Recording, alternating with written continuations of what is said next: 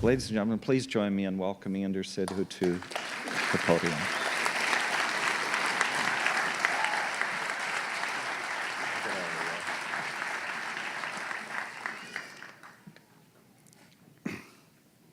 Thank you, Dean Robertson. Congratulations, graduates, family, and friends. You know, with this hat, I was actually going to claim that I have a full head of hair, but I guess you put up the picture, so that part's not going to work. You know, for a Wharton MBA graduate, there is no greater honor than to be able to speak at a Wharton graduation. So thank you. Today, I'd like to share with you a few stories from my life. Now, they don't have anything to do with spreadsheets or PowerPoint presentations or case studies. In fact, they don't include anything that you typically cover in a business school class. But I do think that they're important to you just the same. My Wharton MBA gave me the knowledge and skills that I use every day. Thanks to Wharton, I'm able to think with better clarity, communicate with more authority, and act with greater competency than I otherwise would. But there is more to the journey, and that is what I'd like to chat with you today. When I was 21, I graduated from college in India with an engineering degree. At that time, no one else from my family, from either side, had attended college to study engineering. And though I had a couple of good job offers when I graduated, I wanted to further my study in the US. Unfamiliar with how to do this, I applied to about a dozen universities, and fortunately for me, I was actually accepted in several. But there was a problem. I had no way to pay for my dreams. Though I had applied for financial aid, my application was not received in time for me to qualify. When my father and I discussed our options, my hopes began to dim. First-year college expenses in the US at that point in time were 3 times my father's annual salary. While I believed that further study in the US was the right path for me, there was no way that my family of modest means could afford it. In a word, it was impossible. Until my mother found out. The word impossible is in the dictionary of fools, she said.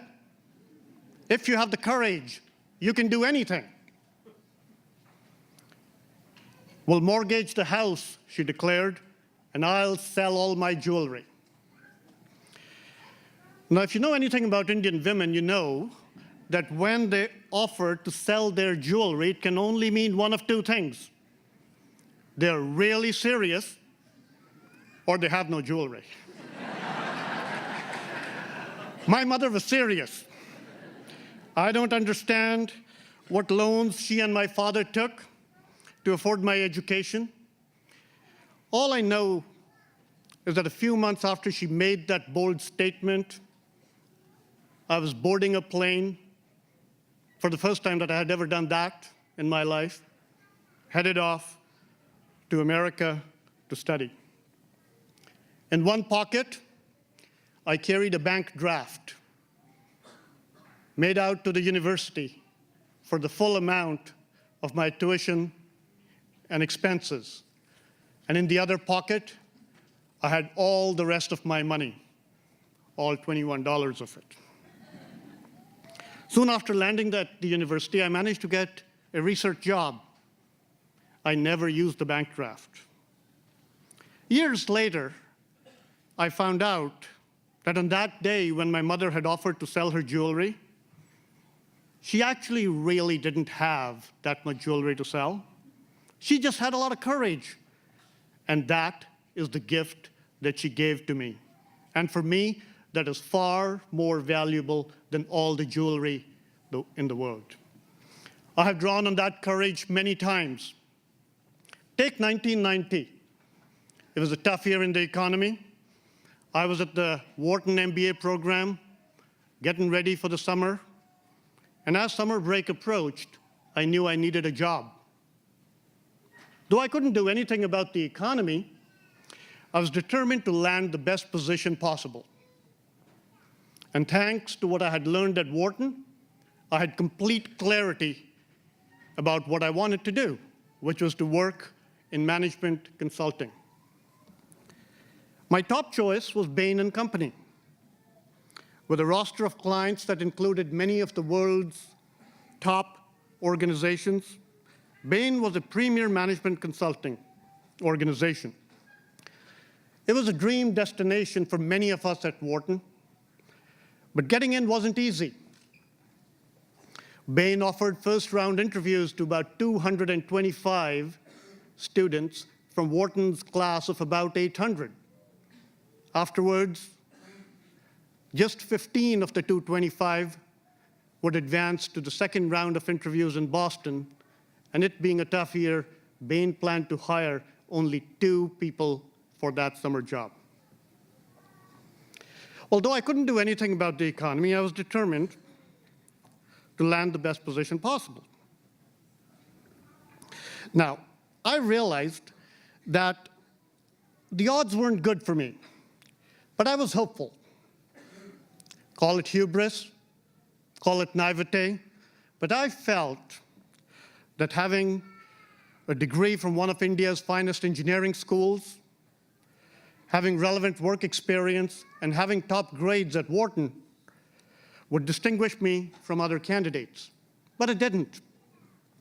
When Bain posted their name of the 225 students that it wanted to interview, my name was not on the list.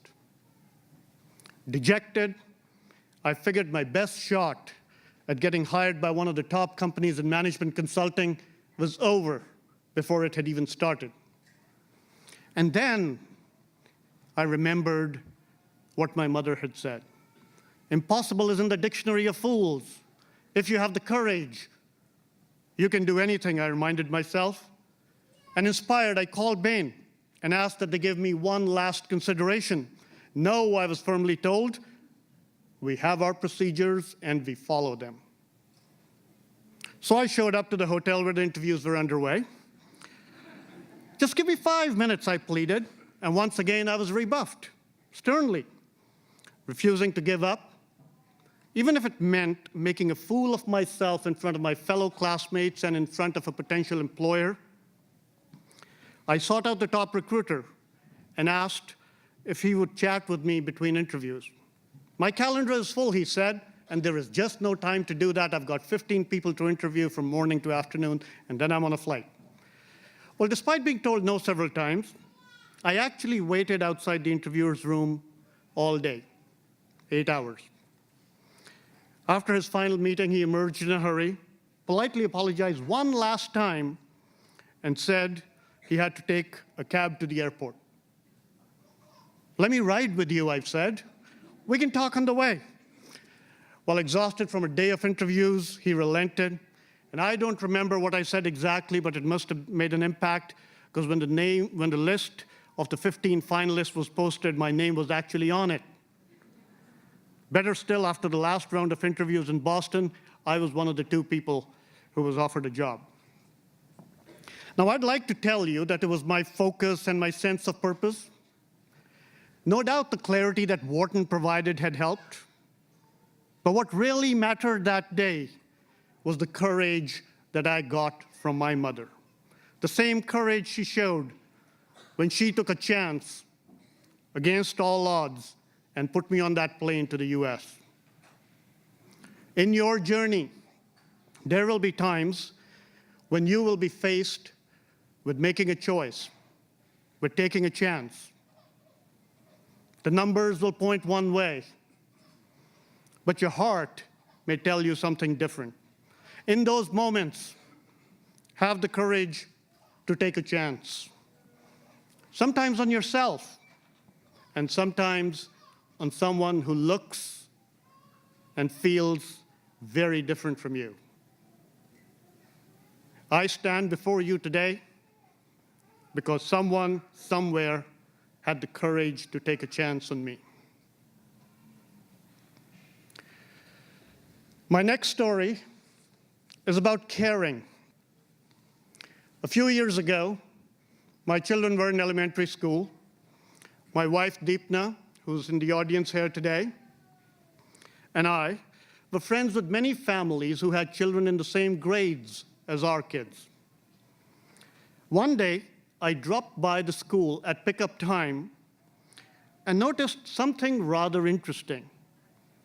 Virtually every child who was coming out greeted Deepna with a hi and a hello and a familiar hug. It seemed like they had known her all their lives. I also noticed something interesting, that the children didn't do this to anyone other than to Deepna. And I wondered why. And then I saw it.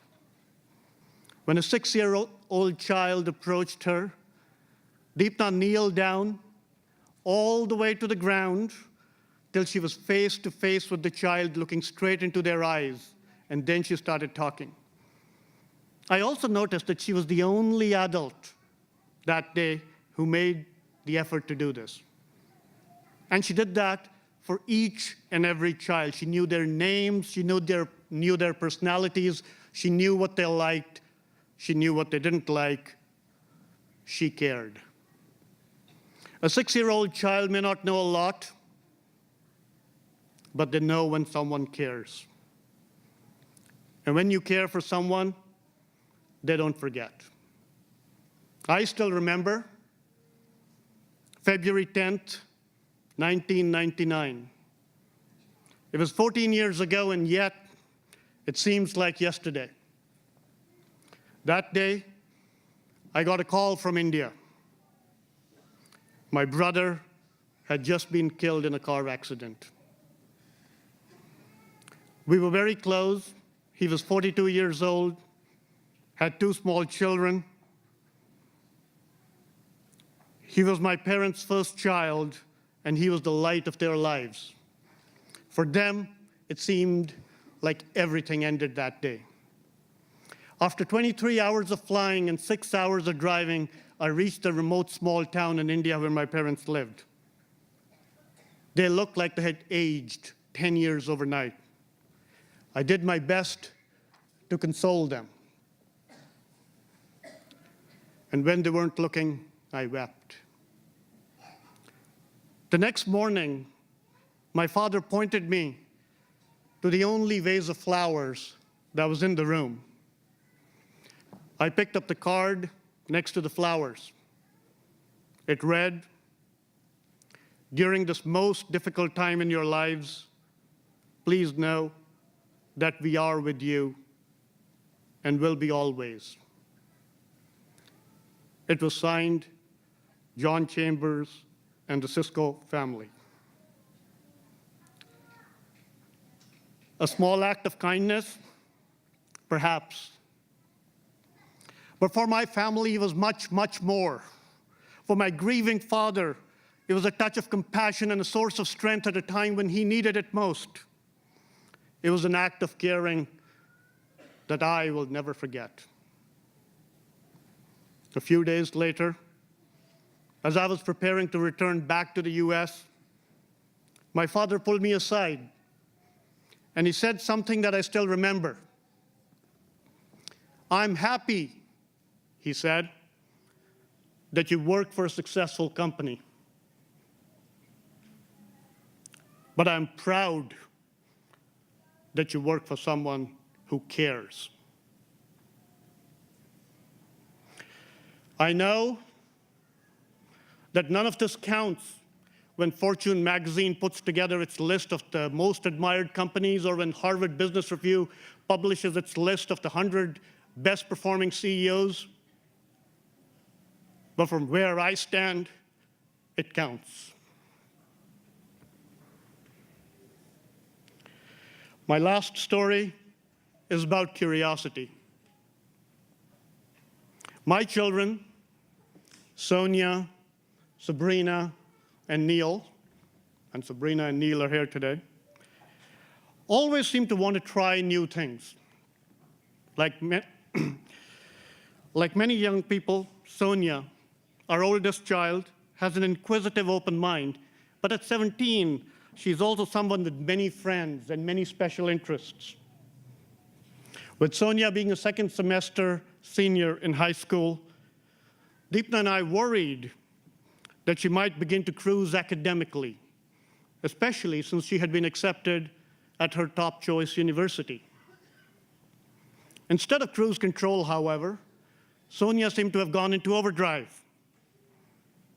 Despite her primary focus in biology and in chemistry, I was surprised a couple of months ago to find out that she had suddenly developed a fascination for business.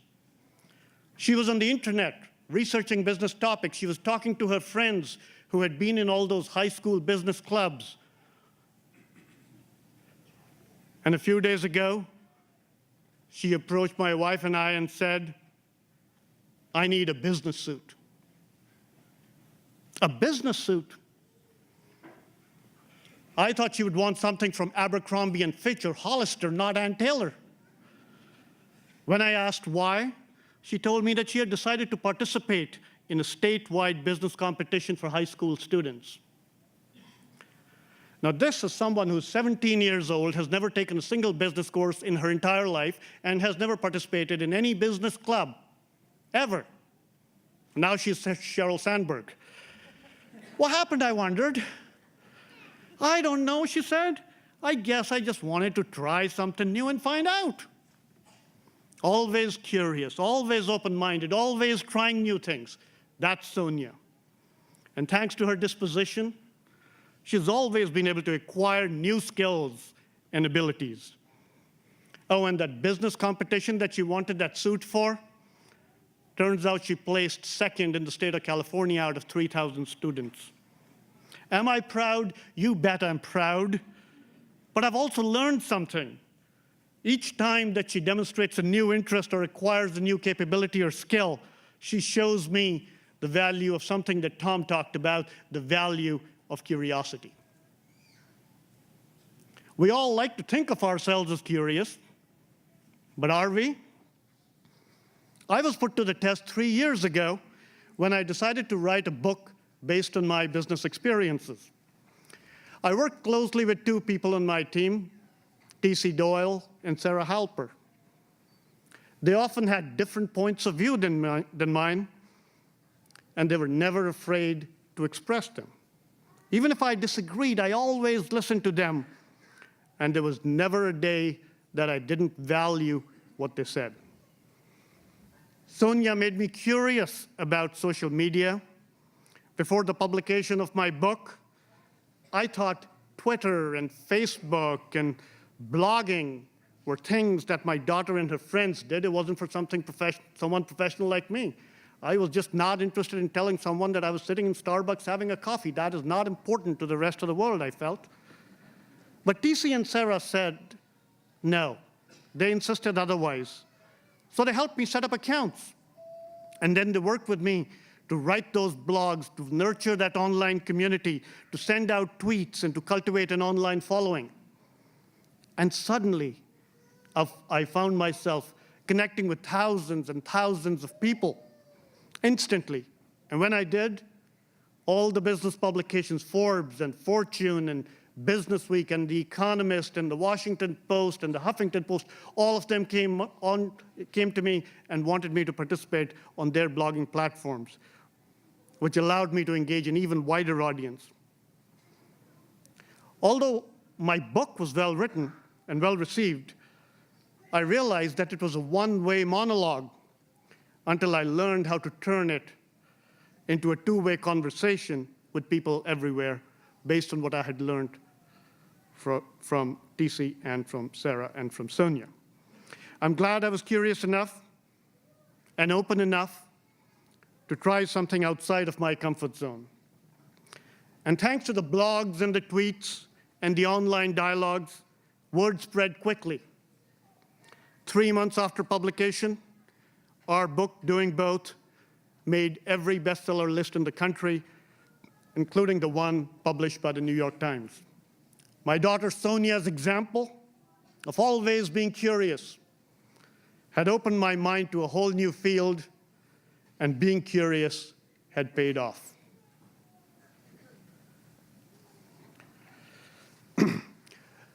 Today is your graduation, but it is also your commencement, the start of the journey of the rest of your life. Wharton has given you great skills, but as you begin your journey, there are other traits that you will have to draw upon. The debates and discourses, the cases and courses, the spreadsheets and statistics have equipped you to address any business situation. Wharton has given you the clarity to determine what the right decision is. But no business school can give you the courage to make that decision. That must come from elsewhere. Wharton has empowered you with insight in your interactions, confidence in your conversations, and polish in your presentations. Wharton has taught you to communicate. But no business school can teach you to care. That must come from elsewhere. Wharton has provided you engaging experiences, powerful perspectives, and invaluable insights. Wharton has made you competent, but no business school can teach you to be curious. That must come from elsewhere. Wharton has the best faculty on the planet, and although they have taught you much, you will find your courage, caring, and curiosity in your own journey. I found courage in the words of my mother, caring in the actions of my wife, and curiosity in the spirit of my daughter. Each has taught me something, and that has made all the difference in my journey. Several years from now, some of you will have the honor of speaking to the graduating class at your alma mater about your journey. And when you reflect back, you will likely find that your best stories are not about clarity, communications, or competence.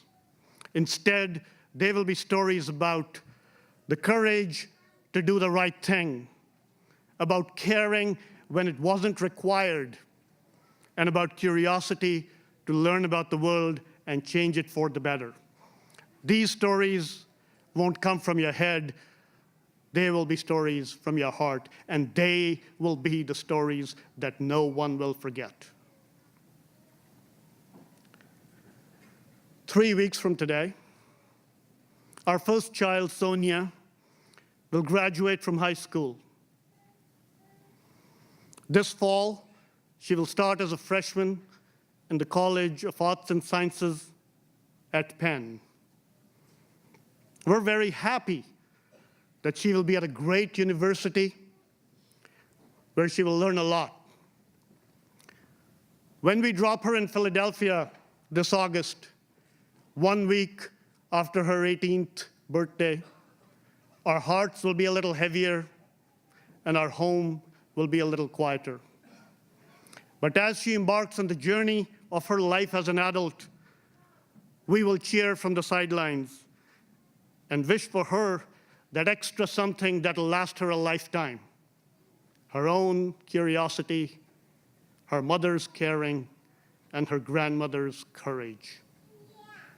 As you begin your journey, for each of you, I wish no less. Good luck and Godspeed.